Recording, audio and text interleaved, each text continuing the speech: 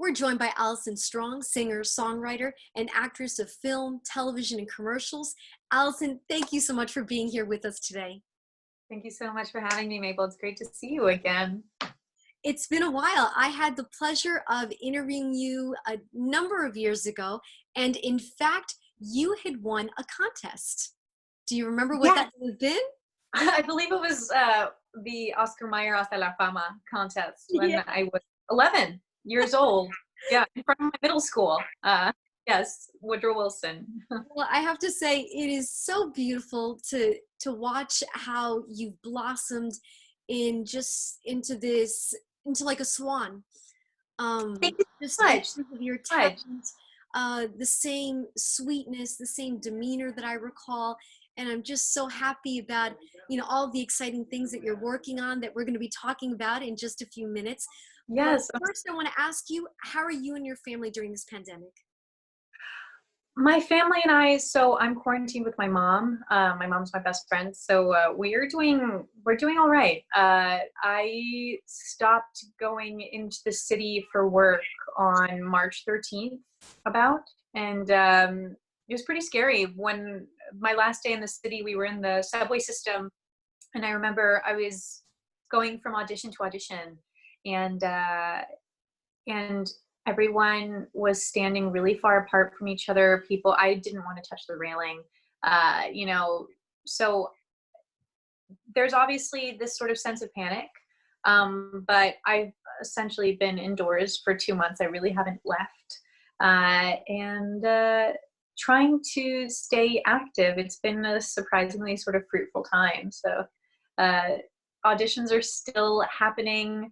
Creativity is still flowing. I'm still playing music. I actually played my first gig via Zoom last week, which was wild for a crowd of, I think, 150 through an organization in the city. So it's been actually a very positive time. Very positive. Mm-hmm. I'm glad to hear you say that, because I think people are taking the two extremes. Either they're using this time to almost, I want to say, reinvent themselves, because it's an opportunity where we've been forced to pause, and it is a chance to, start fresh. Or some others are just want to relax, and it's like, you know what, this is the break I've never gotten. Clearly, and there's your no wrong situation. Answer. Yeah, there's no wrong answer.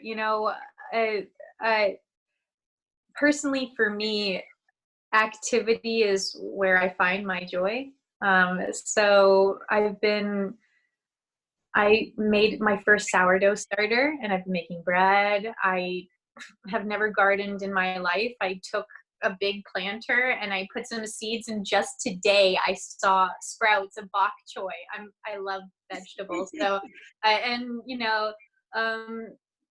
I built a home studio in my closet. Don't ask me about the mess on the outside of the door. But I mean, it depends on the person. Then I have friends who are using this time mostly to, just relax, watch movies. And there's no wrong answer. It depends on what you need, at this time. And this is such a unique time for that. So really positive. Well, I'm glad to hear, and look forward to seeing some of the fruits of your labor in months to come. Speaking of labor, so were there projects that you were working on when this quarantine occurred? So interestingly enough, I finished filming an independent film actually in the winter, and I thought that it was done when I finished it, but the director actually sent an email and asked, I'd really like to add an additional scene. And, we've been back and forth over the past couple of months, and, there's nothing to be done, at this time. There's nothing to be done. So that's something that's, a pin has been put in that. For sure. And, I always have played music. I actually had a gig the one that I did on Zoom, I was supposed to do it in person. It's still a big part of my life. And so I keep up with my music, and I imagine that this spring I would have been playing out a lot more, but unfortunately, with the pandemic, it can't be physically in person, but it can certainly be on the internet. So that movie that I'm finishing up, I guess, who knows when we're actually going to be able to truly work on that. But yeah, I'm keeping myself busy, and the auditions do not stop during this time either. Yeah. That's a good thing to know. Yeah, absolutely. You've worked with some heavy hitters. You've worked with Adam Sandler, Chris Rock in the film called is it The Week? The Week Up. The Week Up. Yeah. Then you were also with John Stamos in Bye Bye Birdie on Broadway. I was, yeah. Nina Gershon. Congratulations. Of all the projects that you've worked on, has there been a favorite? Gosh, both of those projects that you mentioned for me were very, very special for me in different ways. Bye Bye Birdie was my first Broadway show. I was 18 years old. And I got it from an open call when I was in school. And it was so special because it was my first Broadway house, first Broadway show, first time working with someone of actors of that caliber. There was also the actor Bill Irwin, who's a legend in physical comedy, was also in that show. Dee Hodes, like amazing Broadway actors, as well as John Stamos, who is, Uncle Jesse to everyone, and Gina Gershon. That was special for me. It came at a perfect time. I was starting my musical theater degree. So that was special. The Week Of was completely a surprise. It was honestly my first feature, my first movie, and I got a lead in it, and I got to be Adam Sandler's daughter and Chris Rock's daughter-in-law. Like, mind-blowing, the nicest people, and just the best 2 months I think I've ever had, and shot in Long Island right next to the beach. So I was shooting during the week, going to the beach on the weekend. Had the most spectacular time. So those two projects, you called them out correctly, both favorites for me. Yes. Oh, that's so beautiful. I had the chance. It was interesting. So when I saw that particular movie, I didn't know you were in it. When I saw it, I kept thinking, is that? And I was like, no. And it took me a while because I just thought, well, it could very well be. And then I was remembering the last time I saw you, which we were talking before we started the interview, had been an event that I was co-hosting. And I thought, no, I mean, it looks like her. So throughout the movie, I was questioning myself. And at some point I decided, I was like, that's hers. And then I went on my phone really quick to see, if your name appeared in the movie. I was like, oh, well, it is her. And it was this proud moment for me. I was like, oh, I'm so happy for her that things are continuing to, I mean, it was something you wanted to pursue since you were a little girl, and to see that you actually, you pursued your dreams and they were becoming a reality, it was so lovely. Yeah, it's been a long journey. I started singing, I think, obviously when we're 3 years old. I don't think we have any indication, but I started singing on my kitchen table when I was 3. But I think my mom, when I began that, who's to think that that's going to become a career, right? I think she would have probably liked it if I had worked in the United Nations or something like that. Yeah, to think from singing on my kitchen table with a dollar store microphone that echoed back at me, singing Shusha and Devi, que lo suelto, that's, oh, wow. Yes, yep. Mm-hmm. And your mom let you watch Gloria Trevi? I think my grandma actually had a friend from church who helped watch me. My mom was a single parent, and so Rosalba was my niñera at that time, and she let me watch all of it. So you talked about your music, and just a few years ago you released your debut album, March Towards the Sun. Yes, Hacia el Sol. So congratulations on that. Thank you so much. Album is bilingual. You sing in English and Spanish. I thought that was great. why did you make that decision to do that with your first album? Because a lot of people will do the crossover in time, and You you know, did it from the very start. I'm an independent artist. I don't have a label putting pressure on me. And, the question that you're asking is like, why didn't I wait? I couldn't wait because that's the most me thing that I could do. I grew up bilingual, and a lot of these songs didn't realize themselves in English, so they came to me in Spanish. And also, I sang Pueblito Viejo, which is a song that my grandparents would sing at the table in Colombia. Together. It's an old Colombian folk song, and so for me, again, I didn't have any pressure. This was my own independent project that I chose to do, and I try with the work that I do to, it doesn't matter if I'm acting, it doesn't matter if I'm singing. I try to be truthful, and I think that is my highest truth. Is that I'm not just Colombian, I'm not just American, I am both. And so my work is going to reflect that. And it does, it comes across. I got the opportunity to listen to a lot of the songs, I'm and so happy. they resonated, but they moved me where I got a little teary-eyed, at one point. And that's how, I remember when I was younger, I would select a card for my mom and dad. And it's funny when I think about it now, if it made me cry, that was the right card. Always. Yes. And like when I write music, and I remember the first song on that album is called Rewind. And I wrote it pretty much everything I write is based off of truth. As I've gotten older, inspired by different stories and stuff like that. But that first song on the album, I wrote it for an ex-boyfriend or regarding a situation. And I remember I started crying at the piano, and I was like, yeah, this is good. This is a good song. Yeah. Your gut or that instinct. And I guess for us, I didn't know I was the only one that it happens to. But if it stirs up emotion, it must be.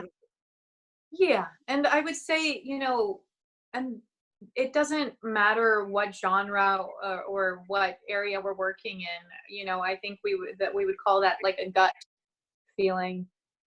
When I was working with Adam on the week of, I think the reason I got that part is because, I was raised by a single parent, and I always imagined, what it would be like, a father-daughter dance and stuff like that. And so with him, I got to have that experience. Oh. And it was truly a genuine emotional moment for me, because that's something that for people who don't grow up with a father figure, that's just such a visceral sort of want. And in the final scenes of the film, I get a lot of messages from people who say that they were moved by that, and I cry too. And they feel it when you feel it. So again, I just think it's a testament to being genuine in your work in general, and it's going to move people. Oh, absolutely. No, that's beautiful. So when we were talking about your album, March Towards the Sun, or in Spanish, I'm trying to think, ¿cómo es que se diría? Hacia el sol. Pues marchando hacia el sol. Hay una canción, there's a song called Hacia el Sol that I did a bilingual version of, like a completely Spanish version and a bilingual version. And originally the album was supposed to be in Spanish, but I at the end I was like, no, it's going to be an English title. Hacia el Sol will be a part of the album. Those are the songs. But yes, yeah. Oh, that was perfect. And you performed in some of the areas where you grew up. I'm wondering, Yeah. What did that feel like? So for those of you who may know you, or those of you that may not know this tidbit, you were born in Hoboken and grew up in Union City. Yes, it's true. It is true. I am a born and bred Hudson County girl, and very proud to be from this area, which I just think is so rich in culture. We take care of our people. This is a very strong community. My family came from Colombia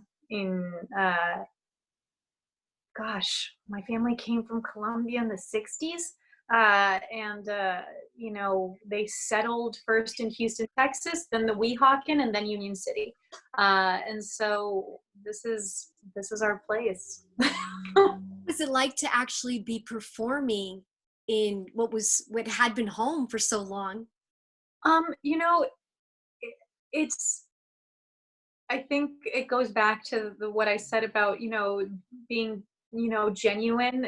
There's a genuine connection. You know, when I actually released my album, I chose to release it at Bergen Pack, which was the place where I took my first musical theater lessons when I was 7 years old. Uh, and they welcomed me with open arms, and the entire room was packed and full. And that was the room where I did presentations as a 7-year-old. You know, before this even was a thought in my mind. This is actually the Bargain Pack used to be called John Harms in Englewood. Yes. And that was the place where my mom put me in musical theater class, and that was also the place where I got my first solo. And a pair of grandparents stopped my mother after I sang my first solo ever in the world, which was the song Much More by the Fantastics, which is an off-Broadway, very famous show. And they said she's going to be on Broadway one day. And that wasn't even something that was even in our minds. And from there, my mom put me in voice lessons. So it was just a very full circle moment. And then seeing all the people from my life, all of my middle school teachers, high school teachers, my friends from elementary school and middle school, even college, just everyone coming together, and the fact that it was standing room only. There's no better feeling than to sing at home. Lovely. We're actually having a moment right now. Yes, we are. I mean, I remember not just you interviewing me when I won the Hasta la Fama contest for Oscar Mayer, but also I did community theater with the Park Players, and you would always come and you know, pay our little productions attention, which we so appreciated, because how else would the community know about our shows? So it's so important, the work that you're doing. So thank you. Oh, that's sweet. Well, I have a love for theater, so every chance I got, somehow I persuaded my news director to allow me to do these pieces. And they were just so entertaining. And it was something that if I weren't there, they weren't going to get done. Absolutely. And because the community needs to know about it. And so I just remember we would do these, you know, these shows at the Park Theater. And you know, and you would be there and to embrace us with open arms and talk about our little production, so that people in the community would know and come and support, because that's the way that arts are allowed to stay alive. People need to know, you know, we artists are dependent on people wanting to listen and watch, which is what's so interesting about this quarantine.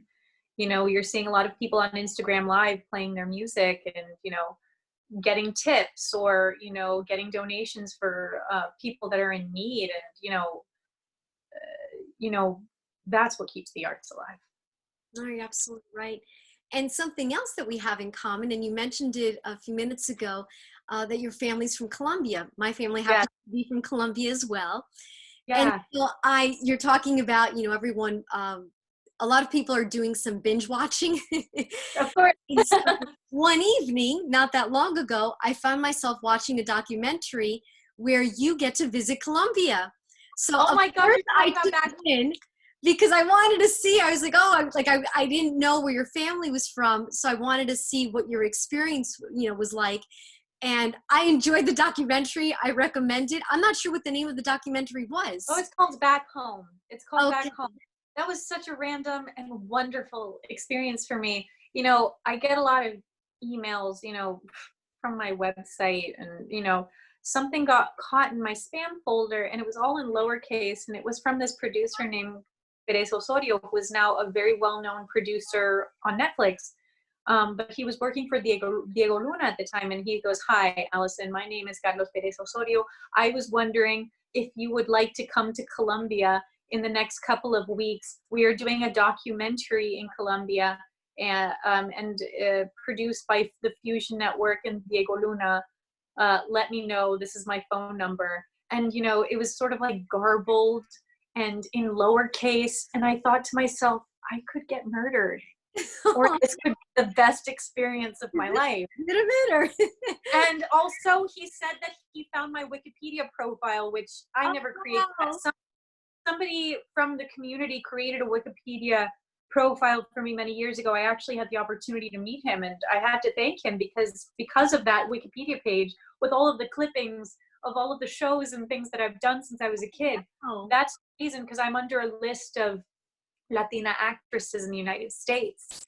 And so because of that, after that email that, gosh, if I were any, this was a couple of years ago, if I were anybody else, I would have never responded to that message. But being who I am, I'm a little trusting. Yeah.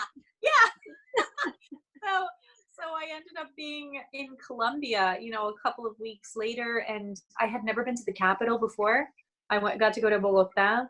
And the whole premise of Back Home was, meeting the sort of parallel people that are living parallel lives, leading parallel careers in the country that your parents are from, and what it means to be an artist there. And so I got to meet a theater actress, a theater and television actress in Colombia. I got to go to a couple of theater companies, fledgling theater companies, because really being a theater actress is very challenging in Latin America. It's essentially the equivalent of being a bohemian.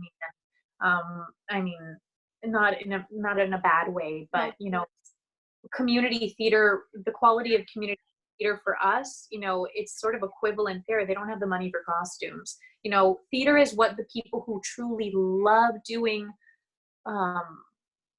acting, that's what they want to do, but they would have to balance it by doing telenovelas, soap operas. And then also I got to meet a singer-songwriter, but she supports herself by doing TV. And so it was a fascinating experience. I'd never been to the capital, and it just made me feel so incredibly lucky that, my family came to the United States when they did, because ultimately it would be much harder for me to do what I'm doing anywhere else. A moment during the documentary that I loved is you got to meet cousins that you didn't know. Yes, it is. So I saw you guys were hugging and yeah, my mom's first cousins and their children, and I'm actually super good friends with my mom's first cousin, Juan Diego. I met him and his wife, and I met his kids. And now we're, really good pals. And, for that moment that I was in Bogota, from the minute I met them, we connected. And I remember after we shot the documentary, we went to one of the nightclubs that's actually on the, in Back Home, and we went dancing. And I had only known them for a day, but it was an You're Colombians. Yeah, it was immediate connection, and it was, gosh, like, my grandma always said when we came to this country, somos una familia bien pequeña, tenemos que cuidarnos, and there are very few of us in New Jersey. More of my mom's cousins are in Florida, but really everyone is in Colombia. But when I met these cousins, it's just a realization that there's so much richness and extension of the family back home, literally back home. So it was, I think that's the reason why I cried in the last minutes of the doc, though it's not hard to make me cry. But yes, truly very cool. I loved that experience. And if you have the opportunity, Carlos Perez Osorio, who's the reason I was on that documentary, who really fought for me, he actually directed the Taco Chronicles on Netflix, which is sort of like a viral hit. Yes. Yeah. And he's just doing really fantastic work that's sort of opening people's eyes up to Latin culture, and giving people a positive introduction to our culture if they're not familiar with it. It's so beautiful when I hear you talk about it. You remind me of me. And that's a high compliment. That's a good thing. That's a good thing, because, and I lose sight of it because it's my everyday world, but that closeness with family, that like my family, my parents and I, Yeah. Yes. Do we have a huge family? We have a huge family, but everybody's in Colombia. And then a few Yeah. cousins that have moved around that are now in Yep. Europe. But truly, I know that the core of my family are my parents and myself. And so that plays a big role in the way that I think and the way I see things. Do I dare use the word wholesome? Because now, we talked about Uncle Jesse and John Stamos, who you work Yeah. with. Now perhaps I'm being too idealistic, and we talked about this on camera, but I have the same impression when I meet new cousins, and I get so excited. Just relatives that I've heard of or I've seen in pictures, but I've never met them. And then when I get through Facebook, in fact, I've met some cousins that actually a few that are older, I didn't even know anything about them. And so I had to ask my dad, I'm like, who is this? And he'll say to me, oh, that's your aunt's daughter who lives in Chile. And I'm like, oh, okay. So, but it's so lovely. And for me, I may not know them, but I know their family. And so the moment that you tell me their family, I embrace them. Yes, of course. And gosh, I mean, I always wonder sometimes, how life would be different if I were living back, in Colombia, where my family is from. It would be a different experience. But, I think it also, the fact that there's this distance, el reencuentro, it's just all the sweeter, when the connection. In that way, I guess distance makes the heart fonder. Oh, that is true. And right now during quarantine, there's a lot of Yes, distance that I hope will make the hearts grow fonder. I hope so. That is the hope. Yeah. I keep a bucket list. I have a life bucket list of the goals that I hope to pursue. What would you say is on your bucket list? Oh gosh, this is the first thing that came to my mind. I'm gonna throw myself out of a plane. I've done it. It's awesome. I told you so. Skydiving. We're so Skydiving. I think what I always tell, and my mom always says, I won't do that with you. I will take a picture of you. And I've asked friends of mine, and they will not go with me. But my next birthday, actually, I would. If you want to go, I wouldn't mind doing it a second time. I highly recommend it. And you know why I did it? I thought it would be empowering. Yes. That's actually the reason why I bet it was. It was extremely empowering. I have to say, for about a year, that was my go-to. When I thought I couldn't do something, I'm like, I jumped out of a plane. I certainly can do that. So Absolutely. So it did. That was actually the reason I did it. And I'm a bit of an adrenaline junkie. So jumping out of a plane definitely has your. Yeah, I bet. So I'm not an adrenaline junkie at all. A couple of years ago, it's funny because we're just getting into that part of the spring where I'm used to traveling with all of my female cousins and aunts. Not all of them, but a good amount of them. It's usually a group of 5 or 6 of us, and we like to go through Latin America. So we went to the Dominican Republic a couple of years ago, and they decided to all take this tour because I wanted to go so bad. And I think it's called the Blue Lagoon or something. And I wanted so badly to cliff jump, and no one would join me. I had to put my hands on a pulley with no protection underneath, and I was supposed to hold my body weight until we got to the middle and let go. And so I just hear my aunt screaming, let go in the background, and then you just hear me screaming, ah! And like I drop, and it was the most exhilarating sort of I could die in a second moment. But at the end of it, I just wanted to do it again and again. And I did it twice. Like that, you'll enjoy the skydiving. It's the exact same experience. And what you made me think of is they make you sign tons of documents. Like I felt like it reminded me of the day I signed my mortgage. And it was just document after document saying that they're not liable, that this. And I'm like, okay, should I be doing this?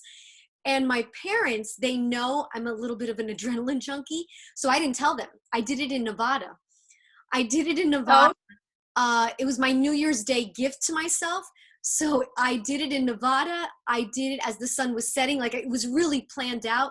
And I only told one friend in the event that something went wrong. So I told one friend, I said, okay, I'm going to be doing this at this time. This is the location. This is, if you don't hear from me within the like 30 minutes, an hour, call them. Yeah. I know what happened.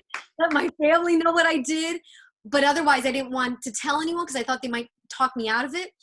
And Of course. and then as soon as it was over, my dad picked up and I was like, Dad, I just did something awesome. And he immediately said to me, you jumped. I'm like, what do you mean I jumped? And he said, you jumped out of a plane, didn't you? And I'm thinking, how did they know that?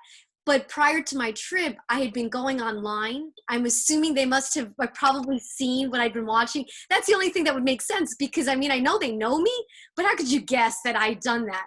So I'm thinking they must have seen that for a couple of days I was looking at skydiving locations, but I highly recommend it. I know it's not for everybody. No, I know it's not for everybody, but I definitely, I think it's one of those things that you have to do once in your life before your heart stops,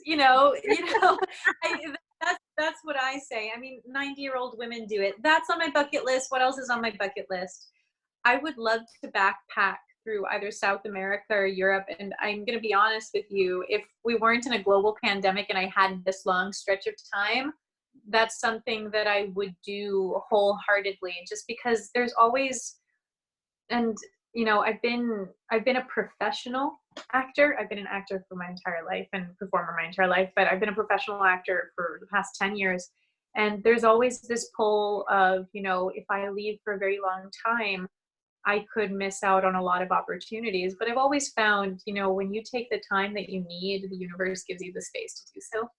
So I'm sure that bucket list item of wanting to travel in a place for an extended period of time, the only place I've spent a month is Colombia because I have so much family and a month is never enough. But I would love to explore something new.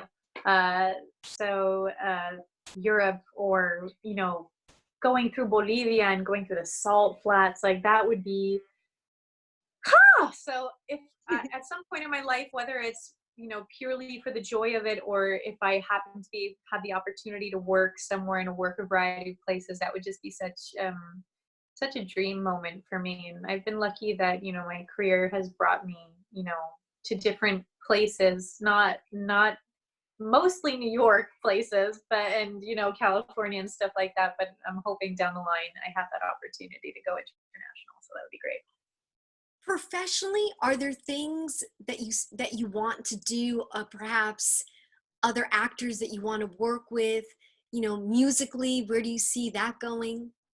Gosh, there are so many. I have a bit of a list of female directors that I would love to work with, and I think this is the time for female directors. I just saw an amazing Jane Austen adaptation the other day, directed by Autumn de Wilde, who, in her 40s, her late 40s, she directed her first film, and it's a fabulous film. I would love to work with Autumn de Wilde. Greta Gerwig, amazing director.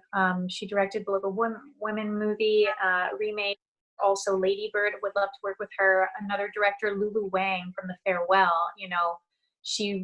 I was incredibly close to my mamita. My grandmother was the light of my life, and personality-wise, the closest person to me. And Lulu Wang wrote this piece about in Chinese culture, when someone is terminally ill and going to die, you don't tell them so that they can live their life to the fullest. And watching that film, it gave me flashbacks to when my grandmother was dying, and it was just so well done. And I love Awkwafina in that film. So I guess a person I'd love to work with, other than the female directors I've mentioned, Awkwafina seems like such a fun personality, and she's from New York, and also in music. In terms of music, I love folk musicians, both in English and in Spanish. I love the duo Jesse and Joy from Mexico. They're a brother and sister duo. just Joy's vocals and Jesse, just their presence together on stage is just swoon worthy. So that's a long time dream. And so yeah, those female directors and I mean, I would love to be in a movie musical that would, or a television sort of televised sort of musical series. That would be such a treat for me, and I guess a marriage of my interests. You know, I don't consider myself just one thing. I think things that people are going to have to get ready for is that we are multi hyphenates as performers and as, you know, public people. Uh, People always ask me, what do I like more, acting or singing, songwriting, or stuff like that. So I would love to have that opportunity, and you know, maybe one day I'll be on the opposite side of the camera and add another hyphen to my, you know, to my list of things that I am. Oh, Allison, it is absolutely delightful to see you, to talk to you. I got a chance to say hello to your mom before we started the Yes, yes. and you know, I'm happy to know that the two of you are safe and healthy. I hope that your extended family is as well. And I want to Yeah. continue hearing about projects that you're working on. We definitely would, I would love for us to stay in touch personally as well as professionally, and just continued success. Proceed to stay safe and healthy. Thank you. And we were just talking about, you know, a bucket list. I hope that all of your dreams come true. Oh, Mabel, I wish the same to you. And you know, the fact that you are in quarantine still doing positive work and spreading your message and positivity and wanting to share people's stories during even the most difficult of times, that's just a testament to your character and the type of person that you are, and the type of you're an artist too, the type of artist that you are. And so thank you for sharing these stories, and thank you for including me. It really moves me. And also, as a Latina woman, a fellow Colombian first generation woman, I love seeing us doing positive work. So keep at it. Thank Oh, you. you gave me chills. Thank you, Besito. And hi to all of the people that will be watching. So thank you. Absolutely. Thank you. Yes, thank you.